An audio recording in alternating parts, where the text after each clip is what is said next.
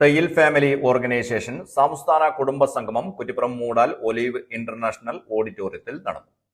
പാലക്കാട് ജില്ലാ കോടതി retired ജഡ്ജിയും Thayyil family സംസ്ഥാന അഡ്വൈസറി മെമ്പർ കൂടിയായ അലി മുഹമ്മദ് പതാക ഉയർത്തിയതോടെ പരിപാടികൾക്ക് തുടക്കം കുറിച്ചു.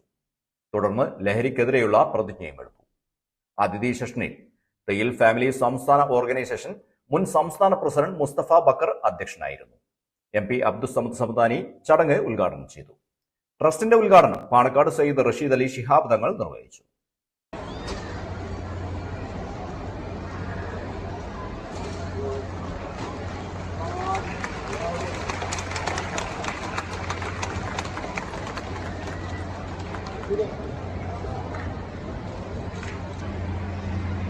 സോഷ്യൽ മീഡിയ അല്ലെങ്കിൽ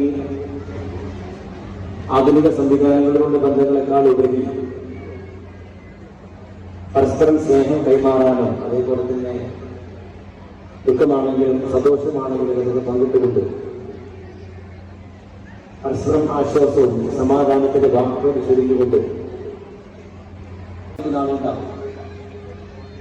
അവരൊക്കെ മനസ്സറിഞ്ഞുകൊണ്ട് തന്നെ അവർക്ക് ചോദിക്കാതെ തന്നെ അവർക്ക് വേണ്ടുന്ന സഹായങ്ങൾ എത്തിച്ചു കൊടുത്തുകൊണ്ട് അവരെ കൈപ്പിടിച്ചു ഉയർത്തുക എന്നുള്ളതാണ്.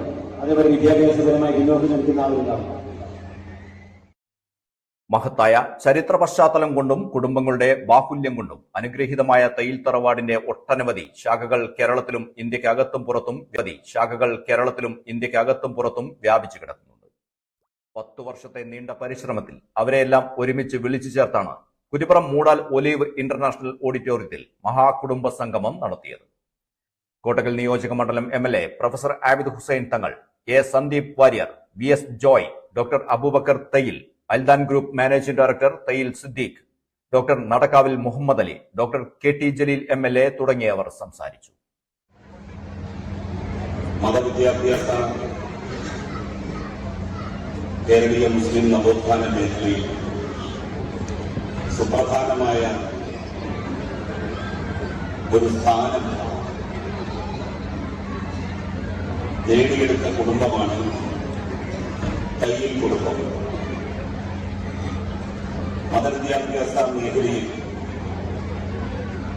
മഹാപണ്ഡിതന്മാരായി അറിയപ്പെട്ടിരുന്ന